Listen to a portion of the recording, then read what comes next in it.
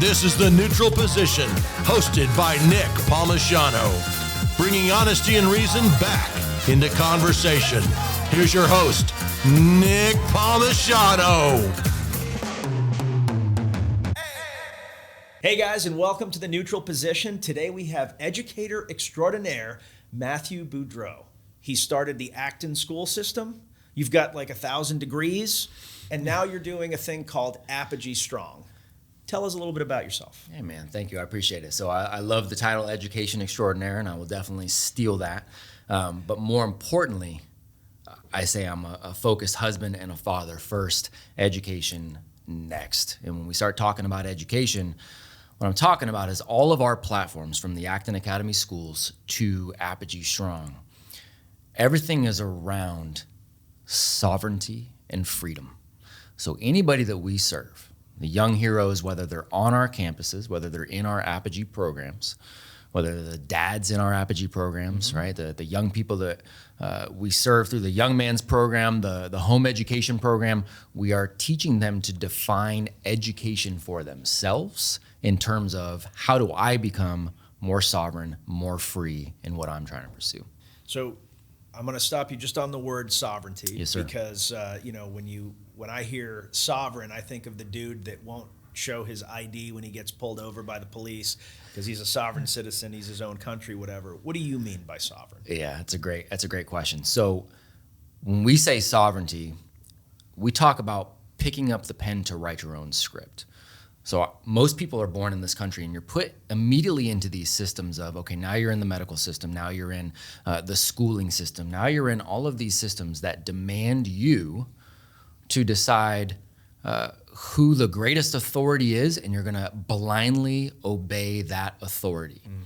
And I'm not anti-authority, but what I am is let's take control of your own life. Let's take control of your own destiny. Let's pick up your own pen. Let's learn that you are your own primary physician. You are your own primary educator. You are your own primary financier, right? You get to write that story, and you get to do what you want, when you want, with who you want, whenever you want. And usually when people understand they can write that script, it's not a, hey, I'm not gonna talk to you, I'm not gonna, you get off my land, they're usually more poised to serve at that point and build relationships at that point. But we live in a free country. What do you think keeps people from being sovereign? Do we? You tell me. So I think that's a great question, right? So when I talk about education, I always frame it in terms of what should education be for, right? And that's where we're starting. So freedom and sovereignty. If you are going to a system that we call school, and that system says from 5 years old to 18 years old, you have to blindly obey. You do what we say when we tell you to do it. You raise your hand to ask another human if you can go to the bathroom. They might say no. They're giving you this very narrow scope of a focus of a game, and if you don't play that specific game well, they're going to tell you something's wrong with you and maybe you're quote-unquote behind. That doesn't, to me, sound like a mindset of freedom, of pick up your pen and write your script. So I think there is a facade of freedom, but we're still told this is what you have to do from 5 to 18. And then we need to obey a medical system throughout that entire time too that says you have to take these various things, otherwise you don't even get to come to our schools and you lose freedoms there. And then when you get done, you gotta make sure you go into you go into the workforce and you start paying X amount of taxes to whoever we tell you to pay, as much as we tell you. Sure.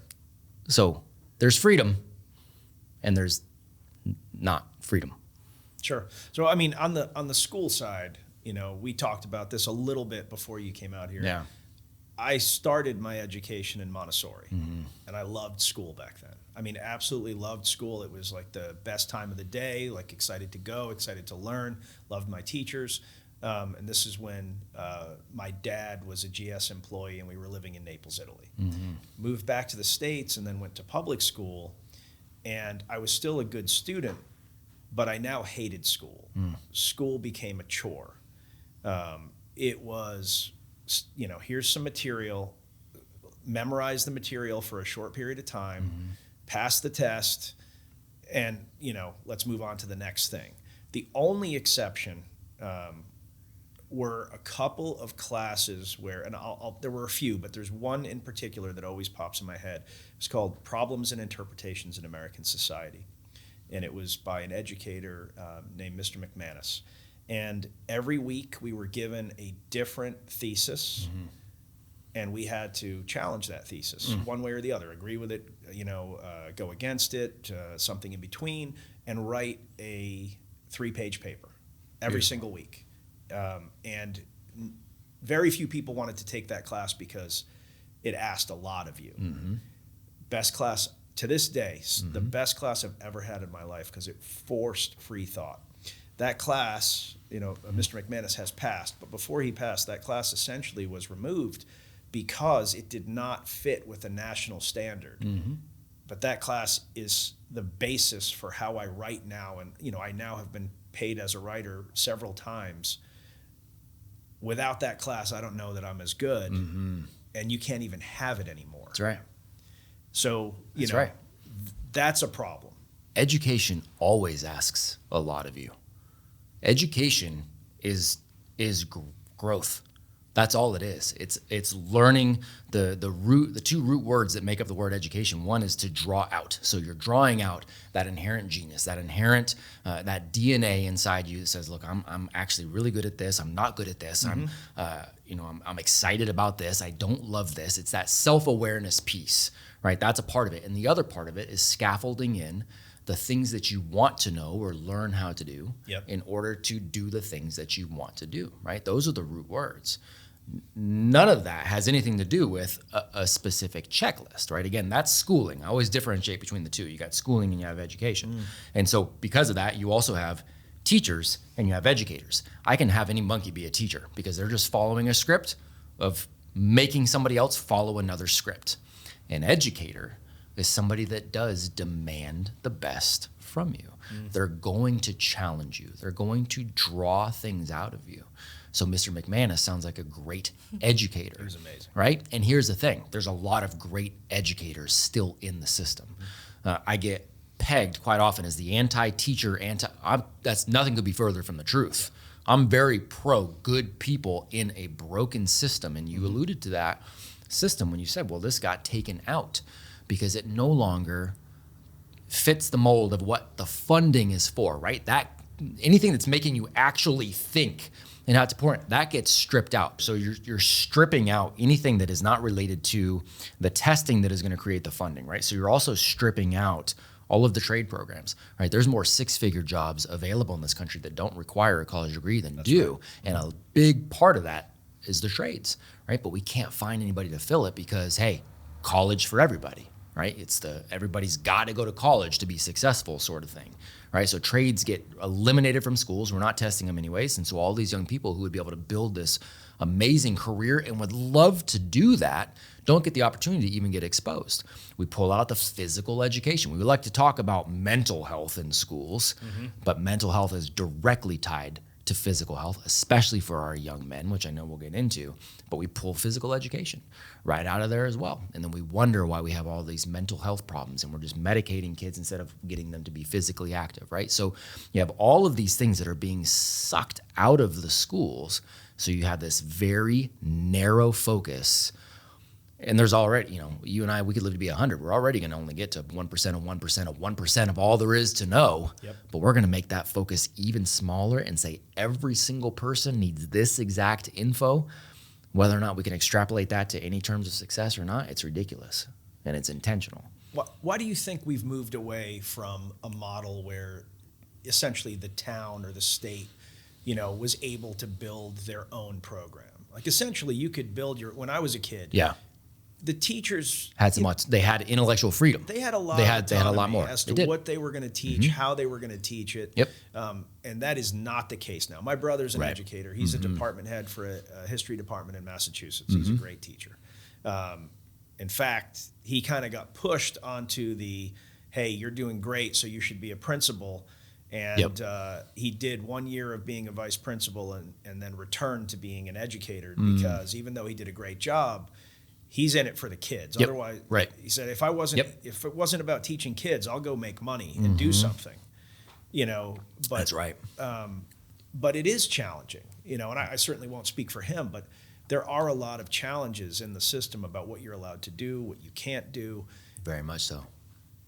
How do we fix that? We don't. We can't.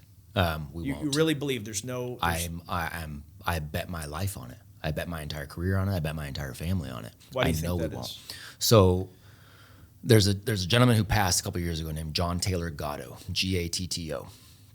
And kudos, by the way, to your brother and all the good educators out there. Again, I am the biggest supporter of good humans, and public schools aren't going away.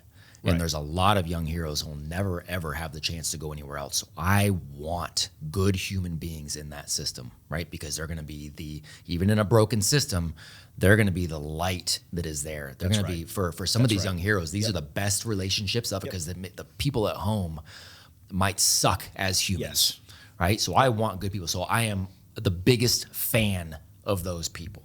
Mm-hmm. But the system itself is designed for slavery. And I don't use that word lightly. I was going to say, that's a very strong word. It's a strong word, and it's why I use it. And if I knew a stronger one, I would use that. It's designed for slavery. So there was a gentleman named John Taylor Gatto, Gatto, passed a couple years ago.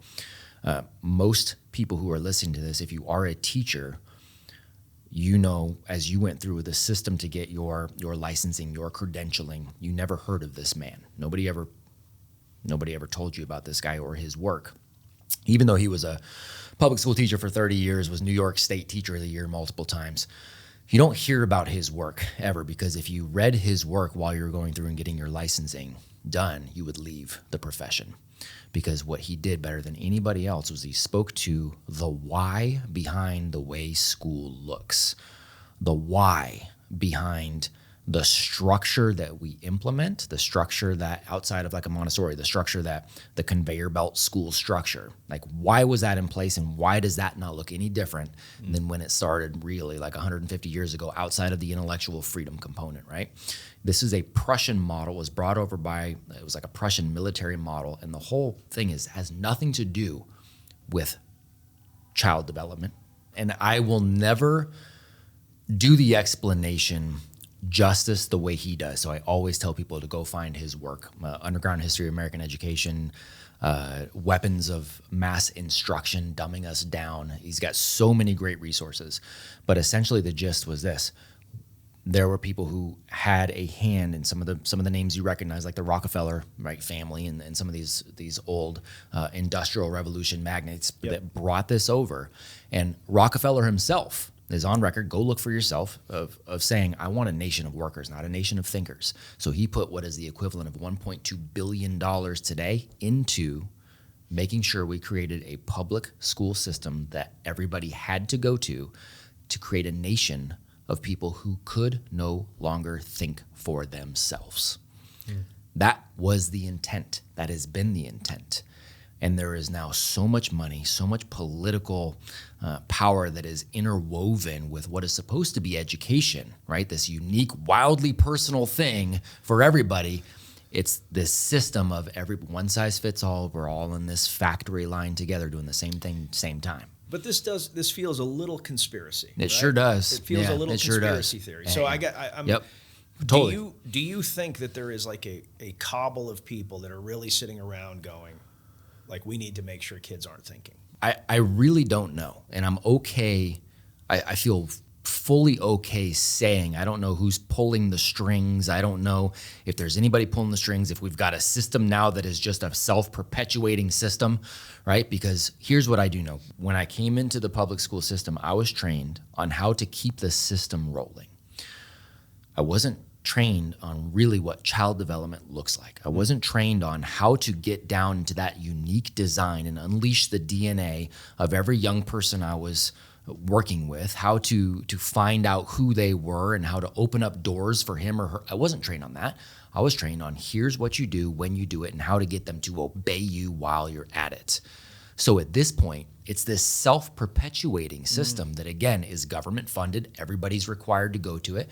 You're born into this cult of everybody goes to school. That's what it is. And it just looks like this. So it won't change because there's so much money, politics, and power in there. So I had somebody ask me this not too long ago.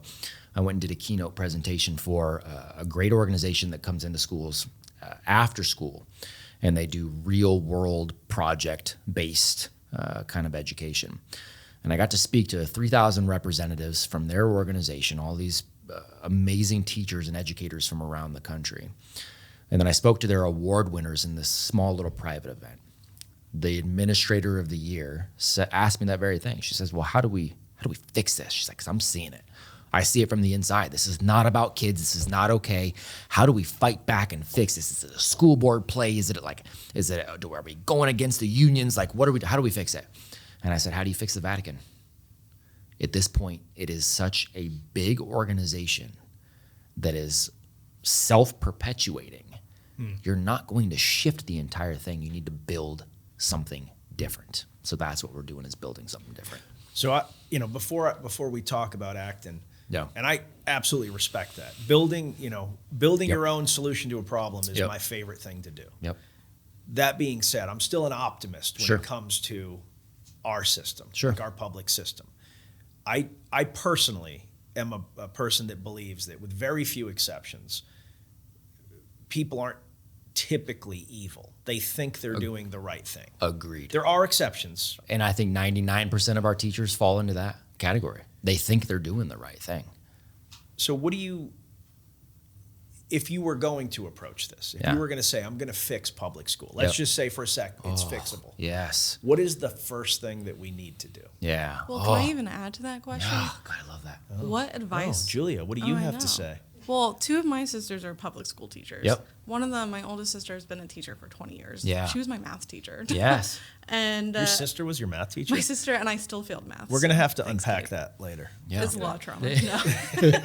She was a great teacher, and she still is a great teacher. Sure.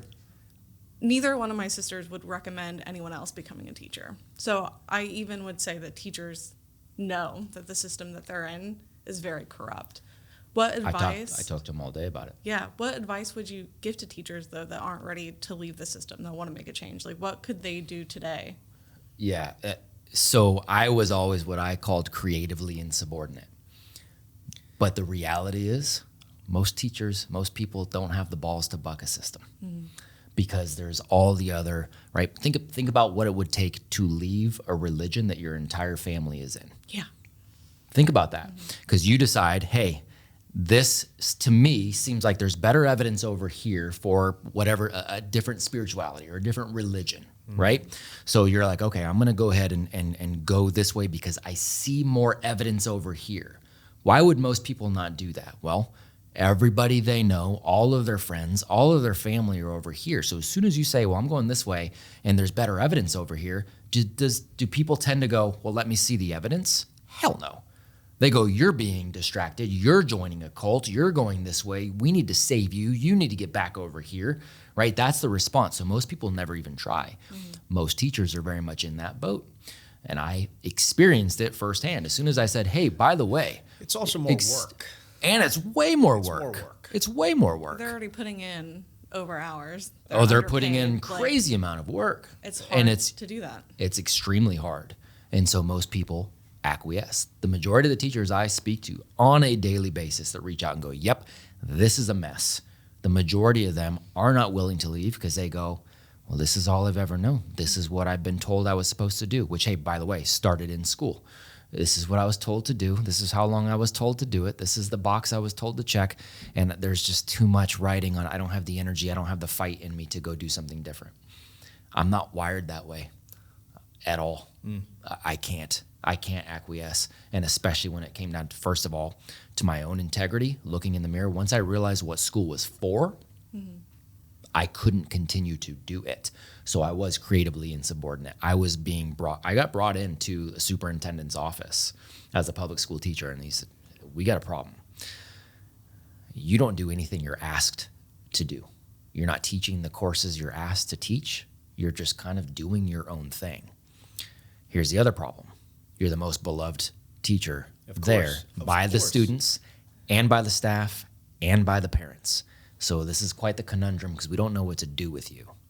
Yep. And so that's where, again, I naively went, okay, well, I'll be the administrator then that changes everything from the top. And you find out that, you've got even less power. You're being controlled even more, right, to perpetuate that. So teachers can either be creatively insubordinate, acquiesce, or get out.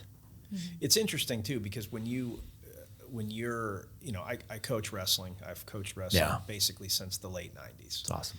You're told, like when you're, learning about coaching, when you're trying to be a good coach, or for that matter, from my military days, like you're told as a leader, as a coach, everybody's different, and you need to find a way to lead each individual and to take them on their own journey, because what works for you, might not work for Kelsey, might not work for Julia. Nothing works with Julia. Right. That's a different. Pretty obvious. That's already. a different problem. That Very was pretty problematic. obvious. But her sister was her math teacher, I heard, too. That can screw people and she up. still failed math. I know. Had a tutor. know. For years. But so we're told that for basically everything else. Yeah. But then, in school, there is kind of an expectation that everybody has to learn the same way with the same model. Oh, yeah. And again, coming back to my childhood, it was incredibly frustrating. Yeah. Like I went from loving school to hating school. Yep. So you're God for a day of education. You can change one thing that you think will set us on a path to fix the current system. I know you don't believe it's fixable, but what is the thing that you change?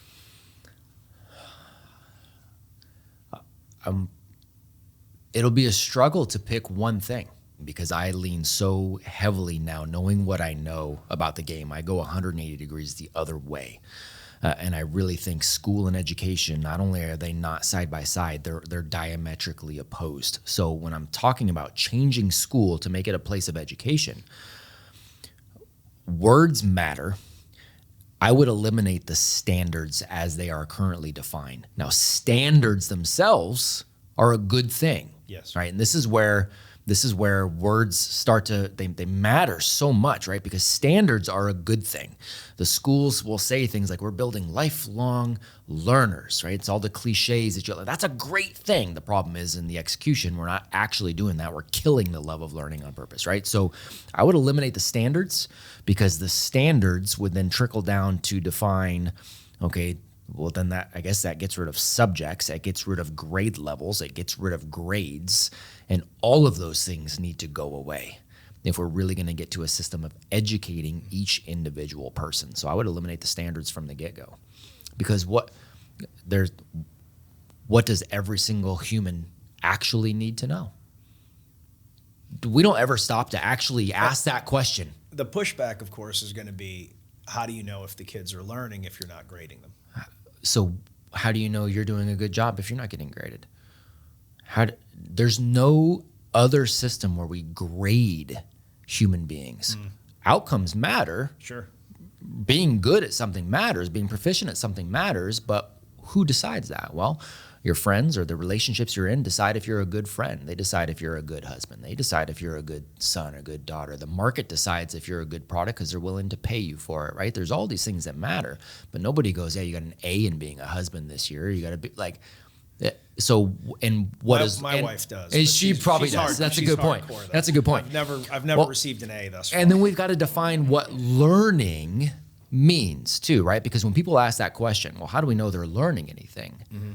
What they're saying is, I'm still in the cult mentality, and how do I know they're checking off the school-related subjects at the time school says they should be checking it off, right? So I always bring people back and say, well, how do you know your child learned to walk? They didn't go to school for it. They didn't go to school for it. Well, you know, because they got up, they tried, they fell, they failed, they got up, they tried again. You, by the way, as the parent, cheered on the failure because you knew at the other side of that failure was success, right? But then they got to school and you're like, ooh, don't fail. Fail is a bad word now. And thus starts the mindset shift where we no longer are brave enough to try new things and fail at them. That's interesting. Right? That's interesting. We take that away altogether, and the parents get right on board with it because the cult tells them now that they're 5, they can't fail. They've got to do it at the right time, and they got to. So again, it's the antithesis. And somebody said this, and I don't remember who it was. I wish I could give credit, but somebody said, and I fully believe it, it would only take one generation of people if we started sending kids to school at 6 months of age. It would only take one generation before everybody believed you wouldn't learn to walk unless you went to school. So let's extend that. We are now more than a generation into this whole experiment of conveyor belt schooling, and people truly believe you can't learn anything worthwhile, you can't set yourself up for success if you don't go to school, that you won't be able to learn. Well, my kids don't go to school. My kids are 12, 10, and 7. They don't go to school now. They went to schools that I built. Yeah. Since we've moved, they don't go to school. And I also don't homeschool them. I allow them to be educated and to self-educate. My 12-year-old is currently in the process of, I don't know, she's got about 200 pages in on the book that she's writing. We've had horses. We had horses in California. The first time we got horses, it was because my daughters at the time were like 9 and 7, and they bought the horses with the money they made from the businesses they were running because they taught themselves to make money and run businesses. My kids look at our financial system at home, all of our businesses. How does that cash flow work? They take a look at P&Ls, right? None of them were taught how to read. They all read extraordinarily well, and they love to do it. How many public school kids do you know that love to read, right? They're wildly capable, wildly educated. Oh, and by the way, they're really, really happy. They love talking to other adults. They're not self-conscious. They work out every single day. They know how to keep themselves healthy. They never get sick, and they understand why. They understand how to make good food choice. So wait a second. How do we know they've learned anything? It's a cult question. That's so interesting. I'm so sorry to cut you off, Nick. Yeah, go ahead, Julia. Cut me off. You're so used to it. Within public schools, there are also, I mean, when I was in school, there was like the AIG kids and then your reading level, like pinning kids against each other. So then like the highest kids that are in like AIG math, AIG science, they're looked at as top of the class. Right. And then you have a lot of kids that are like left in just like a regular class, but then it looks as like they're lesser than their peers. That's right. And I'm curious about what you think about like through that, or if you think with what you're doing with your kids, they're not pitting themselves against each other, but then is healthy competition good too? Because we know healthy competition is great, well. but that's a ridiculous way to compete, is to go, here's this one tiny narrow focus, and by the way, if you're not good at that, well, then you suck at life. I mean, that's essentially what we're telling them, right? Is that there's ahead and behind in terms of all of humanity is how that's framed, right? So you've got, and we all, again, there's a logic part of this, and then there's the emotion side of this. Because I can walk anybody through logically taking a look at all these, and everybody go, yeah.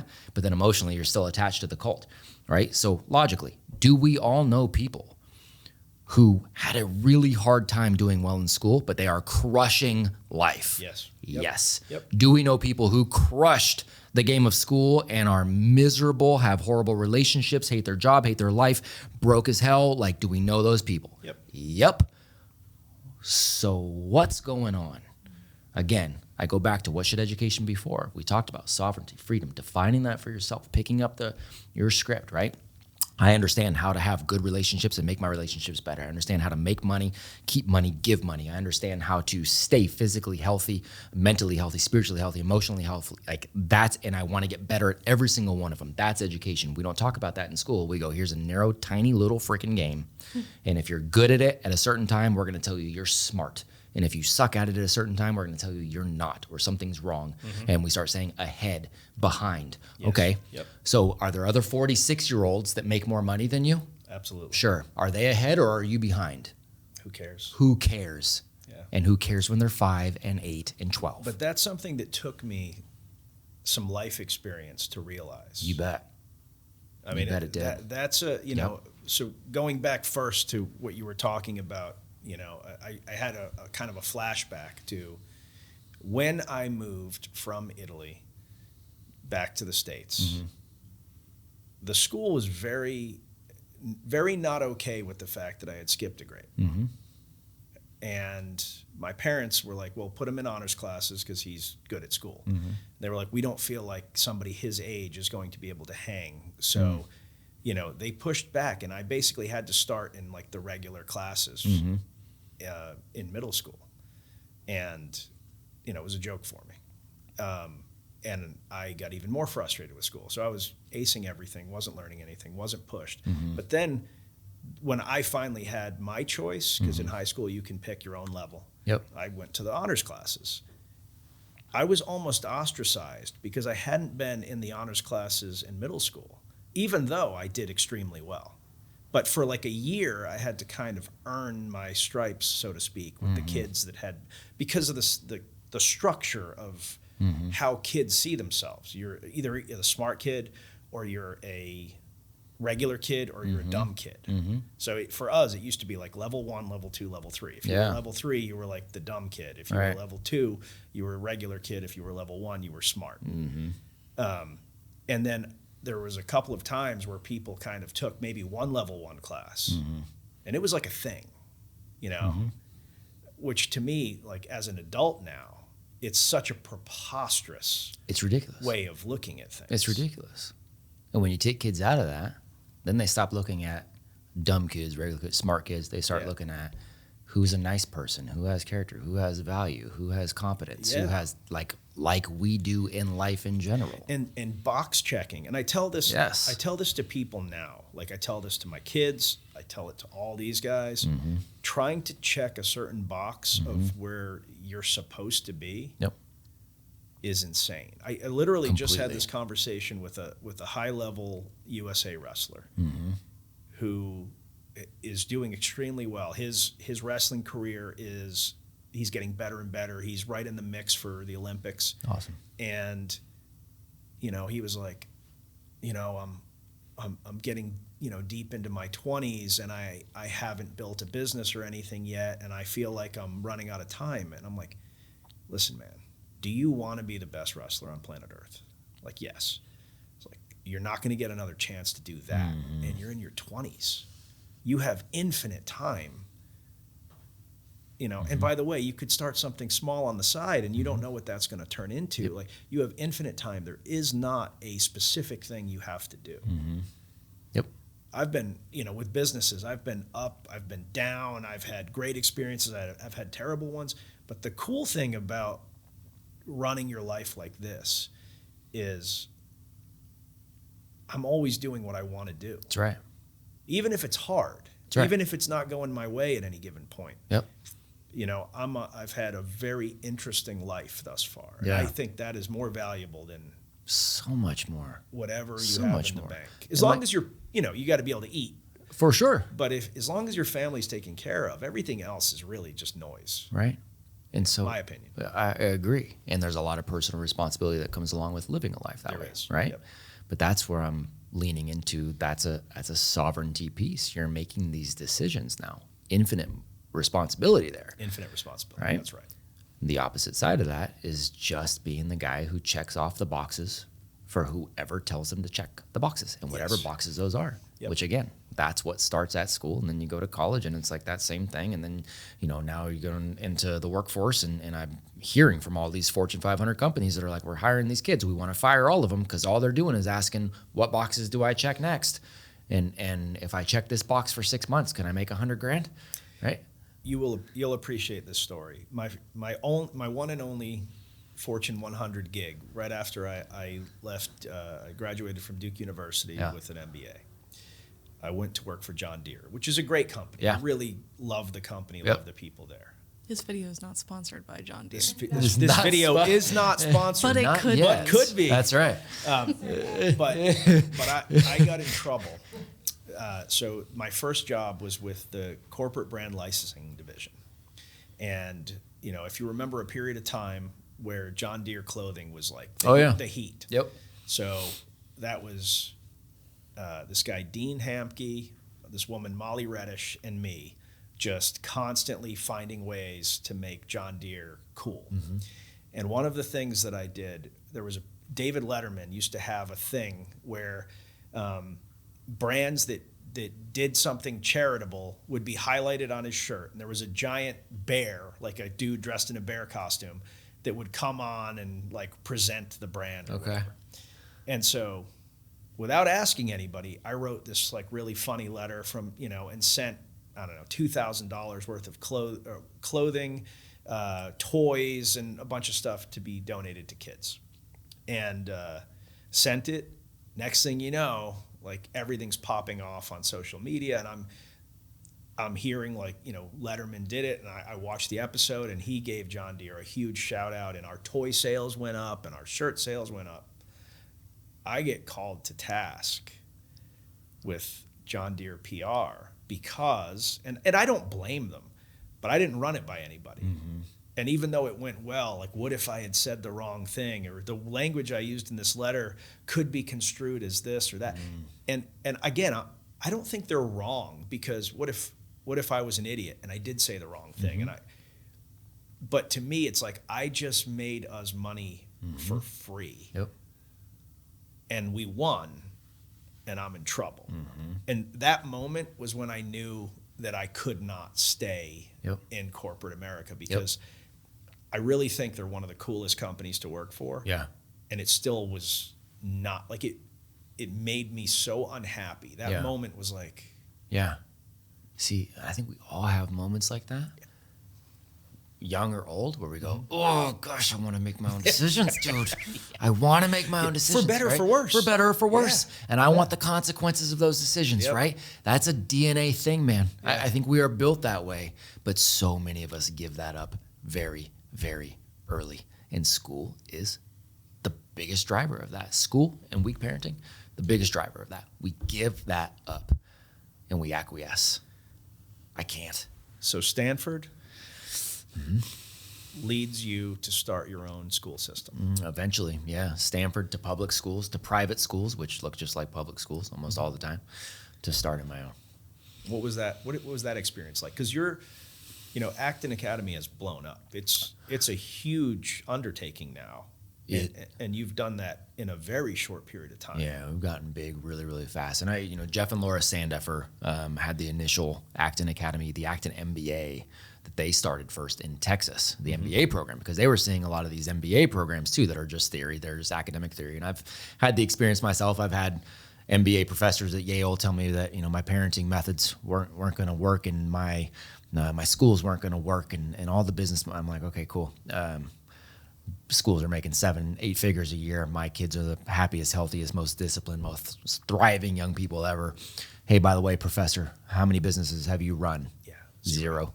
How many kids do you have? 0. Cool. Keep chatting. Right. So they started the MBA program first, and so it was a chance to partner with them to blow this up. So we got to give credit where credit is due. But when you talk about the undertaking of creating something different, the verbiage that I've been using throughout this conversation is cult and religion, and so that's really what we are dealing with. So when you start talking about an undertaking, it is getting people to buy in essentially to a new religion. It doesn't matter how much it makes sense from a logical standpoint, it is still deprogramming, right, a population that is so drawn to the way things have always been and feeling like that's right. And it's that old adage of birds born in a cage think flying is an illness. And really everybody's born in that. Plato allegory of the cave. Yeah, allegory of the cave, exit in the Matrix. I mean, it's like all of these, there's all of these examples that we can use and these little metaphors we can use, but I mean, that's really what it is. So it's getting people to buy in enough. And so it was Campus One, was the hardest one, because you're getting enough people to buy in and go, okay, man, I'm going to give this a shot. Let's see what happens. And then the stories start telling themselves, right? Then the stories of the young heroes and the transformation start telling themselves. And then they start talking. And then that's how things, eventually expand. Now, is it something that would no longer face any? No, of course not. There's still 90% of our population has grown up in a conveyor belt school and still feel like this is the way it's got to look. But the more those stories take root, it's, we're on an upward trajectory. Do you think that the quest for college acceptance is what anchors us to not breaking this system? That's a big part. I think it's a big part. I mean, I think there is a lot rooted in it's just a fear of my my child will not be successful, smart, fill in the blank without school. I mean, that is a root fear at this point, but college has been placed as this arbitrary goal at the end where parents will tie themselves to, I want the Harvard bumper sticker so that I can tell everybody I was a good parent. Yeah. Right. There is still that pervasive thought in culture for sure. When I'm very open about the fact that college is a net negative at this point for more people than it is a positive. Oh, I agree with that. Very much so. We actually just talked about that this past week. Yeah. And yeah, I feel like you don't go to college to get educated anymore. It's not an education. Yeah. No. And you're leaving with massive debt. Massive debt. That you, Yep. in some cases, you're not going to bounce back from. Very true. That's right. Massive debt. If your parents aren't footing the bill, Yep. and you're talking about $200,000 of That's right. private school debt, That's right. that's going to change your life in a way that you can't even comprehend at that age. That's exactly right. But most parents, again, you're so indoctrinated that they will shell out $200,000. And I've asked parents, would you shell out $200,000 to buy a franchise and let your kid run it? Absolutely not. Too risky. Why is that risky? That's less risky. It's less risky. It's less and it's a real education, by the way. Yep. Right? But again, they become competent. That's right. But again, nobody wants to do that. Yeah. They want the school route because that's what everybody does. It's the status quo. Well, I think that kids specifically, sorry. No, you're fine. I feel like, at least for me, it's you have to go to college because you have to get this certain type of education because you won't get a job. That's what everybody thinks, right? And well, That's right. yeah, it's what you're told and it's That's what right. you think. And it's If you don't even check what- off these boxes, you're not going to have the opportunity to go check off somebody else's boxes. So if like I wanted to work in like film or like animation, I had to have those skills. But you don't, though. But that's what we're told. Right. And not just from high school, but from like as That's right. a child. And That's right. you know, my parents did try to discourage me from going to college. Thanks, mom and dad. I went anyway because I was convinced, and I'm probably still convinced. I thought you were going to say because you don't listen to anyone. My parents were gonna laugh at that. No, because I really thought that like if I want to be the best of the best, then I have to like be so educated more than anybody else. Well, that part's true. That is true. But you were looking to be schooled, not educated. Yeah. Because the more you're told what And to you do, just got schooled. I did just get right? And the more you lean into what you're told to do, the less you lean into what you actually think. And that's why most people can't think. They don't have the reps. Their life isn't built around what do I think and how do I think and what is the evidence and am I willing to change my mind and let me go down the rabbit. Let me steel man and go and argue the other side so I actually know if I believe this or if we're not. That's not it. Yeah. It's do what you're told, do what you're told, do what you're told. Well, not only that, it's also, you know, if you want to make money, if you want to even survive, if you want a good salary, other companies will tell you you need 3 to 5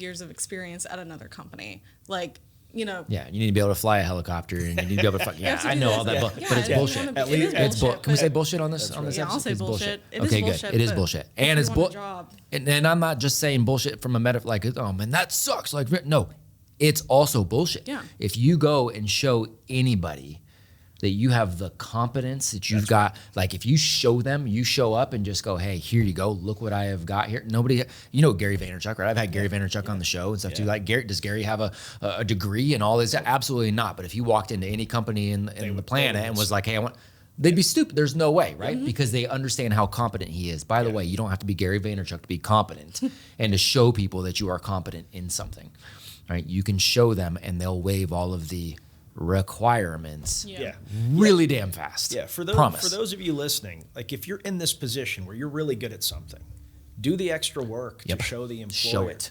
You know, because people show up unprepared for, even competent people, they show up unprepared for interviews. They know nothing about the company. Like if you have an idea to make a company better, lay it out. Do the work. Bingo. Show something. If I had an interview where someone showed up and said, this is how you grow Diesel Jack Media, you know, by $10 million over the next 2 years, and it was well thought out, whether or not I agreed with them. Yep. Dude, you're fired up. I'm fired You're up. ready to go. This person has thought about it. They have a That's right. plan. They did the work knowing that they might not even get hired. Like, Nobody does that. Bingo. Nobody puts the work in, and they just whine and complain about like, oh, I'm not getting opportunity. Like, you're not earning opportunity. You're not earning opportunity because you're doing what you were told to do, which was first go check off all these boxes of school, take these courses that were extension of a high school course while you end up getting drunk, getting yourself into a whole bunch of debt. Right? So do all this first, and then you make sure that your resume has a really cool font, and you send that shit in with all the other hundreds of resumes that other people are going to look, right? And so now as an employer, I've got 100 pieces of paper that I'm supposed to arbitrarily, and I'm going to pick, like, I'm like, okay, well, I like this school. I don't like this school. I like this. Like, you're doing this arbitrary. You want to be part of that? Yeah. But again, we just create these arbitrary filtering systems because we're told to create a filtering system of we got to have a degree first, and that's how we're going to filter. And that's, so again, it is the doing what we're told versus thinking through any of it. Yeah. It's harder to think. There's a lot of anecdotes here, and I would like to get back to a simple question for you. Do Sure. you consider yourself an instant change and success for the people that you educate, or do you think of yourself more as a distiller where you say, give this 10 years, give this 20 years, you're going to be amazed at what happens? Oh, I there's no way to be an instant educator. If you want people to think and truly define things for their own terms, all I can do, it's about as cliche as you can get. It's like the Morpheus kind of thing. All I can do is go, hey, let me open this door, take a look.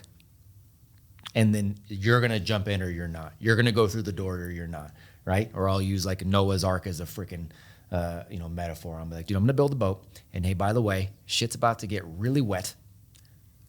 Please come aboard whenever you're ready. I'm not going to force you to get on board the ship, right? It's that same thing. That's how every single thing we do is again, you're wanting people to think so that they can actually make a decision. To me, the most interesting thing about, we talked about the structure of your education. You said at the beginning, it's very much like Montessori. Yeah. But as you get older, Yep. you start having more and more responsibility to the point where at the end, they're literally running the school, Correct. including like ordering food and whatnot. Yeah. And I found that extremely interesting because one of the things that when I compare kind of my experience at West Point to my experience at Duke, the kids at both schools are very smart. For sure. But I to this day, I believe that my West Point classmates as a collective are the most competent people that I have been around. Like if I was just going to, without knowing anything about them, do you want somebody from a service academy to do this job or do you want somebody from literally any other school? I would err towards service academy without any other details. Like once the details are there, that changes everything. But because you were forced to do things, our education was actually classically liberal. And you know what I mean by that. Like it was, we were reading the great books and we were writing and Shakespeare, and people don't realize, they just think, oh, it's a military school. Right. But you were forced, we ran our school. So, as a freshman, your responsibility is very little. You're delivering laundry, you're doing chores. As a sophomore, you're responsible for 2 freshmen. As a junior, you're now responsible for, some people are staff, they're responsible for maybe athletics or whatever, and so forth and so on. By the time you're leaving, you actually have a great deal of responsibility for how the organization runs. Right. And I'd never even thought about it in the same way until... But how did you know you were learning, Nick? Yeah. Right? Yeah. That's exactly it. And so you touched on really what a great education could and should look like. We forget all the information in the world is available to us right now for free. If you have a freaking library card and you have the internet, you have access to all information of all time. Sure. Well, but one of the things that is asked of me a lot is like, hey, how did you know you were going to be able to do this? How did you know you were going to be able to do that? Once you do enough things, you realize nothing is actually hard. And I really believe that. Like whether you're talking about running a business or being a medical doctor or if once you get in it, you can figure it out. Bingo. But you need to get in it. You can't look from the outside Right. and figure it out. You That's right. never will. I don't care what it is. That's right. So I have one of the TED Talks that I've done. I talk about my son asking, saying he wants to do jiu-jitsu. And I kind of do this tongue-in-cheek sort of deal, right? Where I'm like, hey man, you could, do the school version of jiu-jitsu where you study and you read a book about it, you do a trifold board about it, you watch a video and you do a presentation and we say, now you're good at jiu-jitsu, or you can go get on the mat, get your ass kicked, right? And just keep going. And it's all those, it's not the 10,000 hour. Gladwell talks about 10,000 hours and that's fine. I like Naval Ravikant's version of it. It's 10,000 iterations. Right, so you actually try and you fail and you do it over and over and over again. It's all those iterations, and then you figure out that you can learn and become a master at absolutely anything. And then once you have that knowledge, that self-knowledge too, then you can start to transfer that to other things, right? Because again, at the education, you're drawing out or you're scaffolding in. So understanding that you have the ability to learn, and you have the ability and the bravery to unlearn something that is no longer relevant or no longer serves you, right? That's what a real education looks like. And you have to do, you have to experience, right? And so the beauty of what you described as far as the West Point education there was, first of all, you had to do, you had to lead, you had to take control, you had to take responsibility, which taught you about how things work, but it also taught you about how you work and how you thought. And then you were diving into the classics. You were diving into those great stories and you were writing about it, not because that's what school has you do, it's because that's how you learn how to think.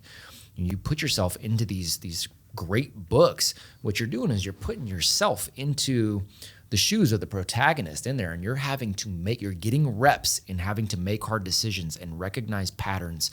Ooh, did this because this happened, and then this was the outcome of it, right? And so you start getting the reps in of thinking, and then when you write, what's the purpose of writing? Nobody needs to write a damn essay. Essays don't do, but writing itself is teaching you to be a better thinker. It's forcing you to think. It's also getting the reps of working through those thoughts, I think, are extremely important when it comes to moral decisions. Very much so. Because everybody says, I'm going to do the right thing. I'm a good person. I'm going to make that decision.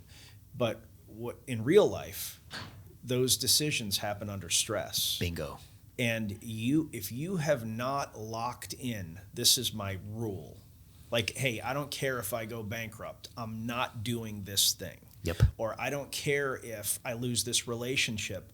I'm not going to do this thing. If you haven't put those reps in, and that means writing about it, that means talking about it, that means thinking about it. Putting it inside your core. You're probably going to do that thing that you said you would never do. Bingo. It's the whole military adage of you don't rise to the occasion, you fall back to the level of your training, right? Yes. And that's part of that training. That's, again, what education should be for, is getting that mental training locked in. So during the hard things, you make the integrous decision. You learn it's about the journey. You make the brave decision. You make the decision that is a decision based on good character, right? It's that. Yes. That's exactly it. When the training school provides is follow the directions, obey, obey, obey, obey, obey. We'll tell you what to do. We'll tell you when to do it. We'll tell you what to do. We'll tell you what to do it. It is so much more dangerous to build that habit than even the people who worry about the agendas and all those things coming in. And I get that, and that's not something to dismiss. But it is that level of training that they are internalizing, is that I've always got to ask somebody else's permission. They've got to tell me what to do. They've got to tell me what my life looks like and what my next step is. I'm looking at everybody else for approval. I'm looking at it. My confidence is based on what somebody else outside of me is going to tell me, right? I have unshakable optimism, unshakable freaking confidence. It doesn't matter what happens. None of you are going to be able to say or do anything any different. That's right. Period. End of story. That's right. So I just coached the North Carolina Nationals. So at Wrestling Nationals, I coached the North Carolina women's team. Yeah. And so I spent this really great, 4 days with very disciplined young ladies that have goals, that have support structures, that, had to win or lose with grace, that left the event with like a list of things they were going to work on in order to get further in the future. And then I get to the airport, and the kids get on one plane, I get on another because I only fly Delta. This is also not this sponsored. is also not an ad. That's right. But Delta hit us up. But so Love to fly, and it shows. and while I'm waiting at the gate, this other kid who is 16 or 17, this girl is essentially screaming at her dad because, you know, he said there was going to be good food inside the gate and there wasn't. And everything was, you know, he was like, well, I can get you a salad. And she's like, that's trash. And I'll get you he kind of went through this list and she's like swearing at him. She said, you're a liar. You said there'd be food. And it just went on. And like, you know, like,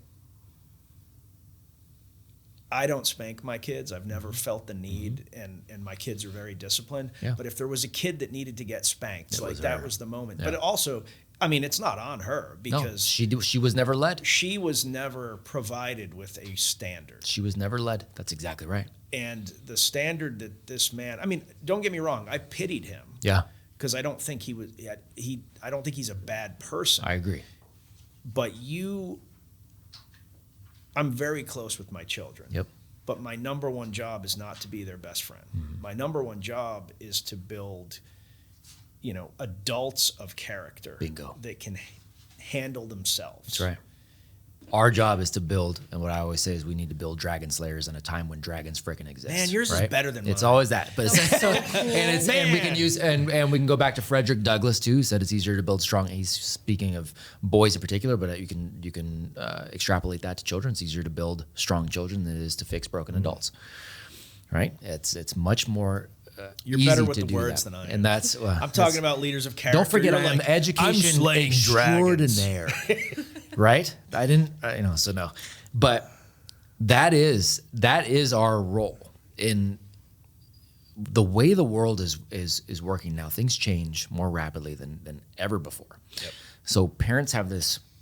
There's this cultural trend of like, ooh, I got to try to predict the future, and I've got to try to get them ready for this. And you have no idea what the future is going to look like. So you need to quit focusing externally and start focusing internally, and just make it so that you've got this young hero who is going to be wildly prepared for whatever the road is. Right? It's that we're not preparing the road for the child; it's the child for the road. Yeah. It's And- not the specific knowledge. It's No. the ability to handle any The situation. ability to handle any situation, right? Because again, they have been trained on the character, the virtues, the values, the integrity, right? They've got actual self-confidence because they've done hard things and failed and realized that's okay. And they learn to be resilient and start again. And they have self-awareness because they know what they're good at, what they're not good at, what they need to partner with somebody, right? They have all of those things because they've had that as their experience. So you said the word discipline, and that's another one. Again, words matter. So discipline from a cultural perspective, you say parents should discipline their children, people automatically go to, well, they should spank, they should whatever, right? Yep. And so people ask without fail, when the first time they meet my kids, again, my daughters are 12, one's gonna be 10 this weekend, and my little boy's 7. When they meet my kids, they go, what the hell? Well, these were 3 adults. And what comes out of their mouth is, how do you discipline your kids? Because they were young adults. And so I always tell them, like, you got to hit with the first 2 knuckles. No, like I always tell them, I don't discipline my children at all. We have shown them how to be disciplined humans. And that's why you see what you see. Because they are very disciplined people. People forget. Kids are not learning to be people. Yeah. Right? They're not practicing to be people. They're people with less practice. That's all it is. Yeah. So show them what being a disciplined, effective, character-driven, service-oriented, good human being looks like. Yep. Show them what it means to be self-confident and give them opportunities to actually do that. Show them what it means to be self-aware and give them opportunities to do that. If you do that, you are providing them with an education. By the way, parents, you are always and forever the number one educator in their lives. That's true. Right? So you're educating from day one. So the best thing, people are like, well, how do you get your kids to be, disciplined humans? And how do you get your kids? I always ask, are you? Because they say they will do what you do before they do what you say. So if you suck as a human, they're going to suck too. Yeah. So Right. that's You're right. first and foremost, right? You want them to be happy, healthy, have good relationships, all that. Do it for yourself first, right? Because you're a hypocrite and a half if you start saying, oh, honey, you can do anything you want to do. And in the same breath, you're like, oh, shit, it's Monday. I got to go to work. I hate my job. I hate my... That's Well, right. then why aren't you doing Yeah, why aren't you doing it? what you want to Yeah, do, totally, Dad? yeah. right? Hey, you should get yourself in, get healthy, whatever. But if you're not doing every single one of those, then shut your mouth. Yep. You need to work on you first and be the example first. That's where it starts. Then you've got to shift into believing in them and providing them opportunities, right, to learn about themselves and to go forward and all of those things. So let's switch gears, right? You've been wildly successful, building these schools. Mm-hmm. But now you've launched Apogee Strong with my good friend Tim Kennedy, which Tim Kennedy does not sponsor this podcast. Tim Kennedy does not but sponsor. He could. And that's an adventure into itself. Anytime you're involving Tim in something, a true story, you are entering into an adventure. You don't know what's going to happen. That's right. You don't know when he's going to show up. You don't know what. You don't know TKT, what. man. Tim Kennedy time. Yeah, for sure. I love him. Love him to death. What is the impetus for that? Because tell people a little bit what Apogee Strong is. Yeah. Apogee Strong Dad as well. Yeah, for sure. So thank you for that. So creating the new schools, right, is our answer to fixing education, right? Providing opportunities for young boys and young girls to be able to move forward and truly understand what it means to be educated and to go towards, again, their version of sovereignty and their version of freedom. But what if we can put that on hyperspeed and again, young ladies program is coming, but I'm a man. I grew up as a young man, and so did Tim, right? Yep. And we don't say that we ever questioned that, and we were young men growing up as to be men. So we thought, well, what if we can put a little extra nitrous into this for the young men? Because they are also being done arguably the biggest disservice in our educational system. They are arguably becoming the perpetrators of the things that are actually toxic because they're weak going into society, because they've not had any leadership, because they have no purpose, because they're disenfranchised and they're still trying to tap into this warrior DNA that we are all born with, and they don't know how to get that out. So they're taking all these other vices and they're doing so at a faster pace than our young girls are. Mm-hmm. So Tim and I said, okay, well, yeah, we're building these schools, but what if we can also take all of these amazing men we have in our circles, his circles, my circles, there's some crossover of those two circles, and we can lay out this roadmap. I love what you asked earlier about, it's an instant sort of deal, right? We're going to lay out a 12-month roadmap that forces you to commit, where you're going to have every month a new project, a new challenge, a new reading, a series of workouts that are all geared, every month it's different, that are all geared towards showing you what true honorable masculine virtue looks like, that puts you in the role of a provider and a protector and a presider, and showing you the skills around that, but then also having conversations around that every single week with some of the best men on the planet. So this is Apogee Strong started as a virtual program, 12 months. You get new projects and challenges every single month throughout the duration of the 12 months.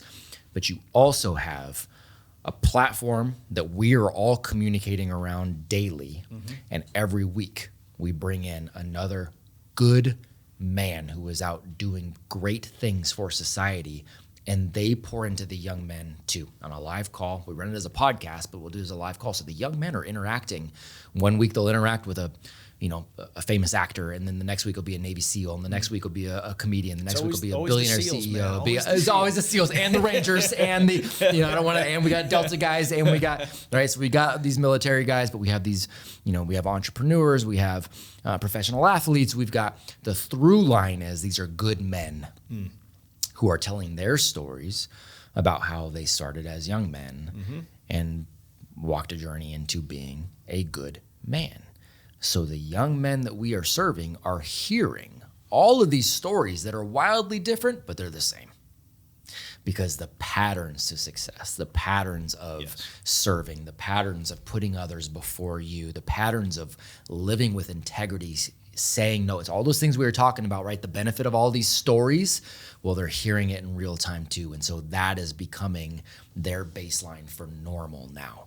Normal for them at the end of this 12 months is I put others before myself. Normal is I'm going to work out. Normal is I'm going to push myself to be the most educated version I can be, right? that's going to become the baseline normal for them. So that's what we do. And by the way, if they finish the 12 months and they pour in, they're invited to stay in perpetuity, no charge. So we're building out a cadre. I mean, we're about the mission, and that's one of the things that I love about Tim the most. Is he's about the mission of doing what's right, and so we're about the mission. They're invited to stay in perpetuity. So we got young men that are no longer paying, but are there every single week, and now they're getting job offers and things too because they're coming out of this program, right? And they're putting together a digital portfolio, by the way, not a resume. Yeah. They're putting together a digital portfolio of the work that they are doing so they can show other people evidence of that work too. So before I ask my next question, this young lady to your left. Looking for a guy? Oh, I'm married. Okay, all right. I was going to say, most of these guys are a little young, but it's okay. She had questions around, why are you focused on, I'll let you answer. Yeah, please ask. Yeah, actually, you said a couple things that I just was very curious about. Sure. You said weak men. Yep. I want to know what qualities you think are of a weak man. There's many. And I mean, I know, but what do you think? There are many, right? So there's different versions, and it's a nuanced conversation. That dad who has a 16-year-old young lady that he has failed to lead, and she is now in a prime position to have an awful life. Well, he's a weak man. He's not leading his family, right? And when we say leading, we don't mean patriarch. You tell everybody else what to do. No, you lead by example, and you elevate everyone else around you, right? My job as a husband is to elevate my wife to help her be the best version of herself possible. Whatever I can do to serve her so that she becomes that. Right? And would you say that's vice versa, like your wife? Of course. Yeah. That's the beauty of the design, right? And she does the same thing to elevate me and that's why it's a great partnership. That's what we're supposed to be after.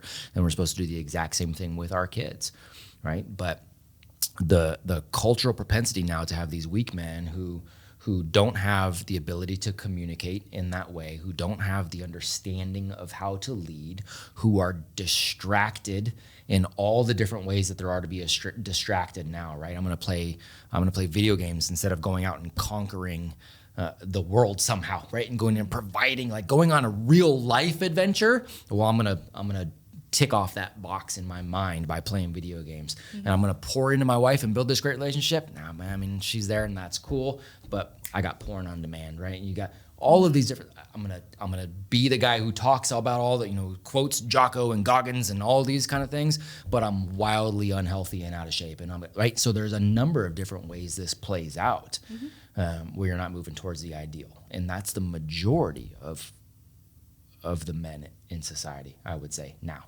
I loved that you brought up communication because I think It's huge. It's huge, especially in relationships, in work, just You've in gotta life. be totally. And men who cannot communicate, or anyone who can't communicate, Right. you're gonna fail. That's right. And I want to make sure that we expand on that too, because there is also a big push in society for men to communicate like women.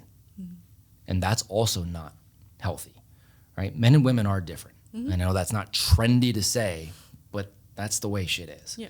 Men and women are different. And when we start asking men to communicate, that's a good thing. When we start saying you have to communicate like women do and what's the most beneficial to them, which is how we treat these things now, well, that in itself is bad too. So men are action biased. We are action oriented. That is how we are. You can say that's how we're designed. You can say that's how we evolved. I don't care. We'll get in. That's a different conversation. But the reality is that's how we're designed. So yes, should we be able to talk through our feelings and emotions? 100%. We should recognize those and go, okay, why are we experiencing this? Why are we feeling this? Let's talk through that. And then we need to try to take action around a solution that's a positive solution. Right, where women do a better job with intuition, with having a little more of that face-to-face time, a little more of that interaction. Traditional therapeutic measures serve women longer than they do men. I'm not saying men shouldn't go to therapy. It's a great thing for a short period of time. Then they need to take action.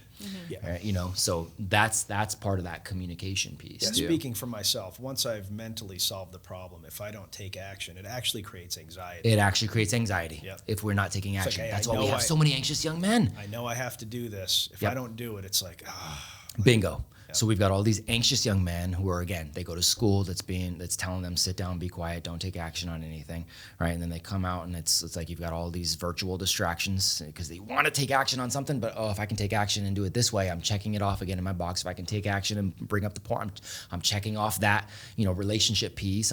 There's so many of these distractions, and these are the things that are creating the weakness. Mm-hmm.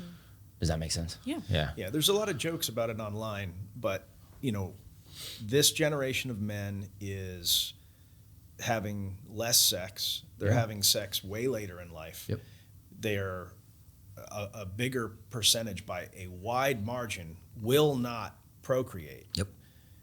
And in general terms, and people can argue about this and what's fair or whatever, but in general terms, when you have a society that has a lot of men mm-hmm. that are not in relationships that are meaningful, Yep.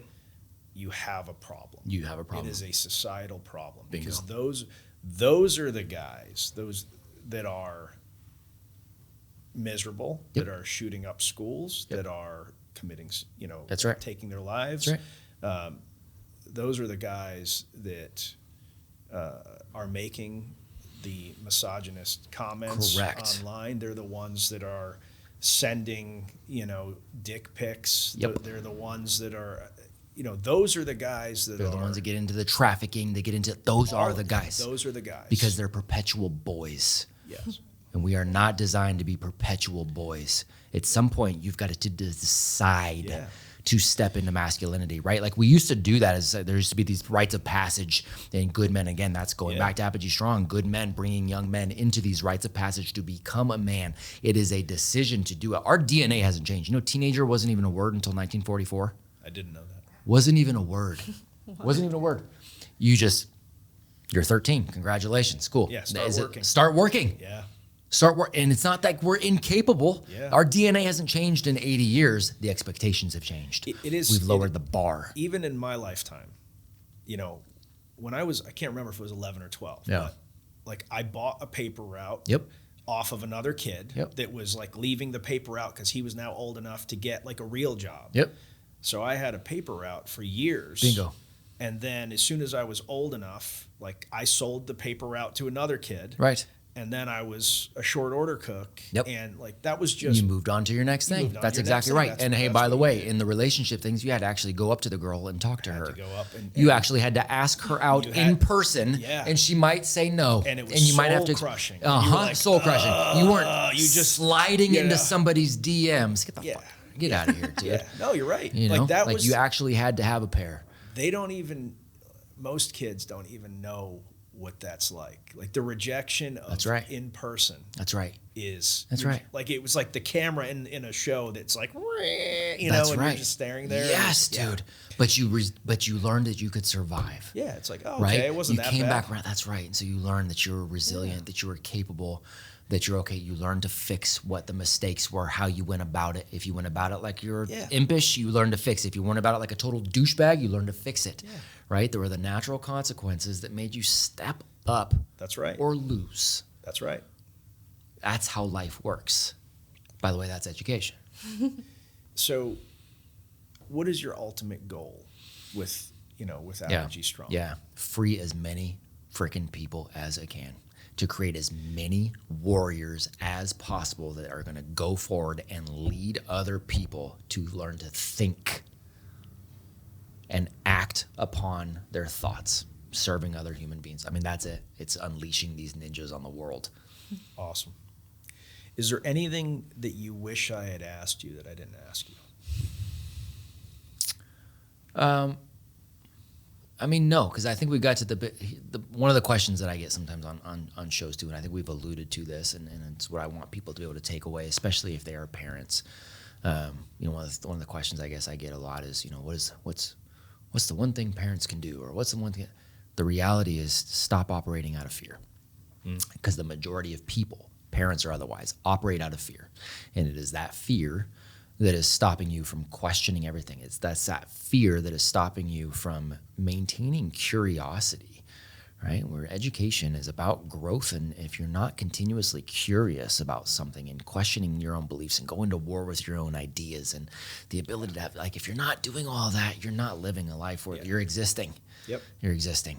And it's all rooted in the fear. And it's usually the fear of somebody else's opinions, right? It's the fear of something you've been I mean, I tell people all the time, like, one of the easiest ways to get into college, if you want to play that game, is to not even graduate high school. But you think you already know, well, you got to go to high school, you got to get good grades. You think you already know something. Yep. You think you already know, and this happens for anything. You think you already know what it means to be healthy. You think you already know what it means to be spiritual. You think you already know. So you stop going to war with your own ideas. You stop questioning. You stop being curious, and you're afraid to do all of that. So you stop growing. Get back to the root of that fear and eliminate that. Life looks pretty good. Yeah. The only thing I worry about with my kids are the big things: crashing cars. Sure. Yep. Pregnancy, like the things that really do affect your life. Of course. The rest of it, like, Yep. I tell them this: I don't care, where you go to school, if you go to school.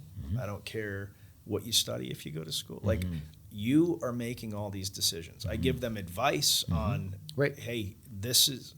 I'm a believer that there are actually only a handful of skills: oral communication, written communication, math, and analytics, however you define that. But the ability to take information, whether it's mathematical information or, subjective oral kind of facts, and make an assessment. Yep. If you're not a doctor or a lawyer or something that requires a very specific, mechanic, something, Yep. that's it. Yep. And those are the skills. And if you're not building those 4 skills with whatever you're studying, then you're not actually growing. That's my personal belief. Yeah, I think that's absolutely fair. And I think all of those are done better outside of school that takes you the other direction. I fully do. I love it. I love it. My personal take from this whole conversation was, men, go to therapy. It's okay. Don't stay there forever, but you can go. That's what I learned. And hey, not everybody has to. There's another trendy thing. It's like, hey, all guys should go to therapy. Bullshit. No, they should not. Yeah, if they're happy, healthy, joyful, serving other people already action oriented, feeling good, like therapy's. Yeah, I was great. I was going to end, but I actually want to push back on that because there is this trend right now, and the idea that men are broken and women are great is just not true. And this is a thing that is like really being pushed right now. Yep. There are extremely good men, there are extremely good women, and there are a whole bunch of men and women that are not whole because their parents did not do the job that they were supposed to do, or the school didn't do the job it was supposed to do, or any combination therein. And so I think when we start, men just need to go to therapy. Therapy is, I've gone to therapy. I went to therapy after, in the middle of my divorce and afterwards by myself for a while. It's very helpful. I don't go anymore. I don't need it now. Right. If I do, I'll go back. Yeah. But for men, and this goes back to what we were talking about earlier, and I'm trying to explain this to you. We need to do something. Talking about it is helpful only to get you the point to build a pathway to execution. Me figuring out what I think gives me no pleasure, no ease, it's nothing for me other than what is the next thing I need to execute to make my life better that I didn't realize before. That's the value of therapy for men. It's not to That's the value of therapy for you. Not for all men, I would say. I would never speak for all people. But in general terms, that has been my experience. Yeah. I don't think you need to go to therapy forever. I went to therapy. I'm no longer in therapy because I worked through what I needed to. I learned what I needed to be able to push through that. Yeah. And that's what I would recommend for everyone. I think when we talk about men going to therapy, it's no, but I think it's okay to go to therapy. It's okay to admit that you need to go to therapy. That's really what it is. But I just think, and again, the thing that I'm really pushing back on is the idea that men bad, women good. It's not true.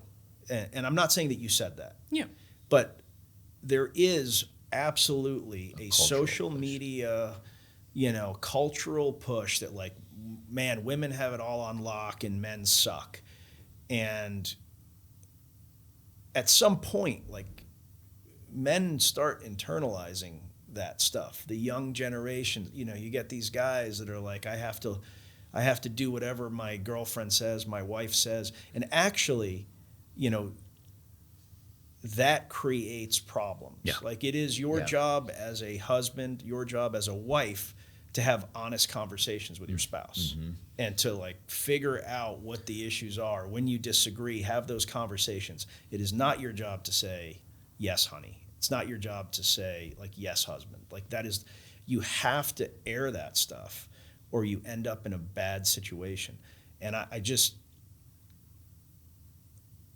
do think there is a crisis with young men. Yeah. I think it's important to figure out how to solve that problem. But I also think there's a crisis with young women. Agreed. I think that there is a belief that anything that women do is okay.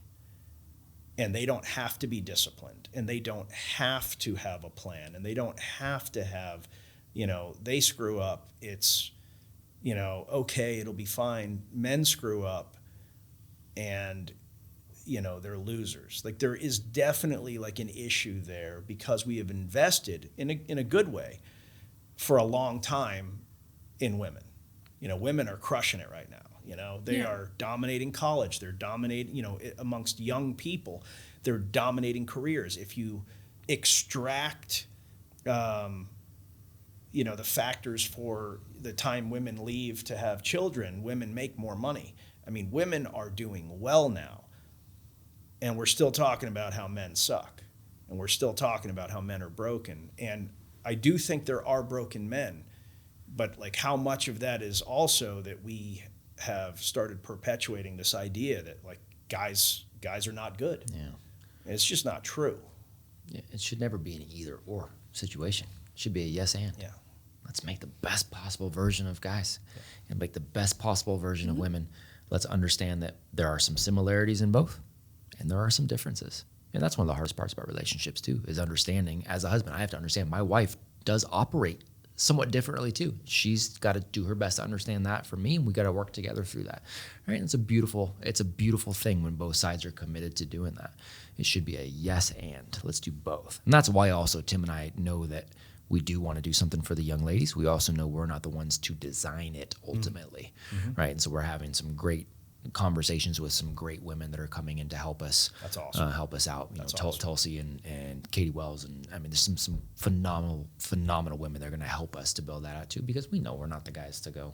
Yeah. Hey, we're not going to have the answers on lock. Like that's not us, and that's okay. That's it's good. important to invest in everyone. Yes. It really Yeah, is, and 100%. it shouldn't be like a guy-girl thing. It should be an everyone thing. And I totally agree. I do think men get like shit on a lot. I really do. And I have a fantastic husband. I have a wonderful partner. Awesome. So I no longer feel that way because I've experienced something different. Yeah. It's hard when sometimes all you know is like terrible men, terrible relationships. But that, goes all the way back to education and communication and things like that. So I would agree that, invest in everyone, spend time with everyone. It's not, girls get all the good stuff now, or guys don't get anything, or guys get everything, girls don't get anything at all. I think investing in everyone is the best way. And then social media is like the biggest issue. Honestly, it is, because all the drama that gets put online, everyone picks sides. Oh, like it was his fault, it was her fault. I don't know if you guys are familiar with the Selena and Hailey and Justin Bieber issues right now, but I promise that I don't. But like it's a whole thing, and it's like pitting women against women. It's a huge thing. I don't even know who the other two are. But it is like I see it online. It's like his fault, and it's not her fault, but it can easily be her fault. Just like women can be abusive towards men, and men can be abusive. That's one of those distractions we were talking about. You know what I mean? I don't even do shit. Like I'm worried about what's my. I want to just worry about what's my fault. I'm so invested. And what can I? You know what I mean? Like it's I think it's that. like bringing it back to therapy, the best thing that you can do is not have a terrible therapist. If it's a shoulder to cry on and to bring new problems to every week, oftentimes the same thing, your therapist is not doing their job. Your therapist should have an objective idea of how you're going to overcome something and say, what I want for you is one day that you don't need me anymore. And hey, by the way, that's what every good educator should do as well. Right? At the end of the day, all education is self-education. And a good educator means you don't need me anymore, right? What's that? The Last Dragon. You ever see that movie? Dude, Bruce Leroy, right? Dude, one of the best movies of all time. But at the very beginning, right? The master's like, there's one place you have left to look, and once you get there, because he's telling him, like, look inside yourself, man. You've gotten everything that you need right now. Now you're capable of moving forward, right? I thought that was the coolest movie in the Dude, world. Dude, it's still the coolest movie. Not I thought. It's still so good, but that's the reality. A good educator is eventually a good parent, gets to the point where they're still there, there's still a relationship, but the young person is now capable of going forward. A good educator, right? A good doctor would be like, hey, at this point, you're your own physician, and I'm here if you need something in the relationship, right? A good pastor or a good priest goes, hey, now you have a relationship with God. I'm here on the side, right? But I'm not going to tell you, how to. Right? That's right. That's what we're talking about. That's what education is. All right. With that, we have to go to the most important part of the show. Madam? Rapid fire questions. We're trying it. Ooh. We're trying it with a hat here. All right. But first, there's always a question that I ask everyone. Okay. And this is the most important question you've been asked today. What is the toughest animal that you could defeat in hand-to-hand combat? I freaking love that question. I've always told my wife I was going out fighting a bear, but that was intentionally to die fighting a bear. So I definitely will not say bear. Toughest animal I can defeat hand to hand. I'm going to go with my experience. It's a 150-pound Akbash, which is kind of like a Great Pyrenees. I'm going to go. That's about as hard as I can go because he kicks my ass, and it gets pretty close. And sometimes I'm like, he could probably kill me, but most of the time I think I could kill him. So I'm going to go with an Akbash. Okay, because nobody else will say Akbash. That is amazingly specific. Nobody knows. It is. That is amazingly specific. All right, experience. All right, I love it. I love it. We had, just so you know, we have had people that think they could take a lion. I just want you to then want to put you that out there. Should never. Don't even air the episode. Okay, these questions I did not write, and I don't know what they are. All right. So nice. I apologize in advance. I apologize for my answers. Do you consider yourself a contender for Sexiest Man Alive, and do you think I could win Sexiest Man Alive? I can't believe you pulled that. Do I consider myself a contender? Apparently, for both. Sexiest First Man Alive? you, and then me. Do you think you could win? Hey! You're done. Do I? You're done. We've had enough Quigley for the day. This is 10 seconds, so like. Yeah, it's got to be rapid fire. Oh, okay. Well, then that's easy. No and no. Man, that's a pretty easy. That hurts. one. That hurts Yeah, a little bit. No and yeah. I'm not sexy. I'm not sexy. Sexy, yes. Sexiest man alive? No. No, it's fair. Sorry, I'm Ryan Reynolds. definitely not. Ryan Reynolds has it on Yeah, lock. I'm dude. definitely. I'm not Ryan even. Reynolds has it on lock. It's a done deal. That's self-awareness. Right, that's Yeah. self-awareness. I'm right. gonna That's go out right. on a limb and. I don't think I'm in the top 4 billion. You know, so That's fair. That's fair. Potato? Absolutely. That's hilarious. All right. Learn by watching or learn by doing? We already know. Come on You don't now. even have to Let's say go. it. What a dumb question. If you, All right. Whoever wrote that question is a moron. All right. Anyway, what has been your favorite age so far? 43. Right now. Right now. I knew It you gets were better gonna- every year. I knew you were going to say It gets that. better every year My because dad- I control it. My dad has said that my entire life. Said it gets better every year. It gets better So every you year. just- If you decide that Do you it know will. my dad? Is If that- you will, is that I don't what know it your is? dad. I would like to know your dad. Maybe he's the sexiest man Yeah, alive. probably is. It's not us. What non-existent job do you wish existed? Ultra, like more white Morpheus. White Morpheus. That's the job. White Morpheus, right? Where I get Did you just create a Yep. whitesploitation film genre? Sure did. I figured we already probably What? pissing people off What? with the man and woman thing. What? Let's piss people off here. What is white White Morpheus? Morpheus, where I just just spend have to know. I just spend time opening doors for other people to take a look and go, hey man, I'm inviting you to walk through, right? To become the one in your own life, kind of deal. So when I Right? picture Lawrence White Fishburne Morpheus, crushed am it, I but- picturing like you, or am I picturing like an albino? Oh, I thought Lawrence the Fishburne? job was specifically for me. Oh, okay, So yeah, okay. it was No, me. No, it was 100%. anybody. It was for anybody. Oh, that's no. why. That's why Nope, White Morpheus. I don't care was about such a anybody weird else. I don't answer. care about Haley and Justin and Selena. Selena. Thank you. I'm talking about me. I didn't get sexiest man. I want White Morpheus. All right, you can travel to the past or the future. Which would you do? Great question. The past. Yeah. For myself personally, I would travel to the past. All right, I'm going to ask two more questions. Okay. Oh, okay. What is your go-to karaoke song? It's realistically probably the Fresh Prince of Bel-Air theme song. I need to wrap it. And the follow-on question is sing 10 seconds of it. Yeah, West Philadelphia, born and raised on the playgrounds where I spent most of my days, chilling out, maxing and relaxing, all cool and all shooting some b-ball outside of the school when a couple of guys that were up to no good started making trouble in my neighborhood. Got one little fight. My mom got scared and said, "Move with your auntie and uncle at Bel Air." Well done. Well done. Boom. Do we end it there? End it. I think we have to. Not my I think we first have time. to end it there. Not my first time. Iconic. Not my first time. No. Matthew Beaudreau, thank you so much for This is being fun, on the man. show. Thank you. I really appreciate it. Honor is mine, brother. Thank you.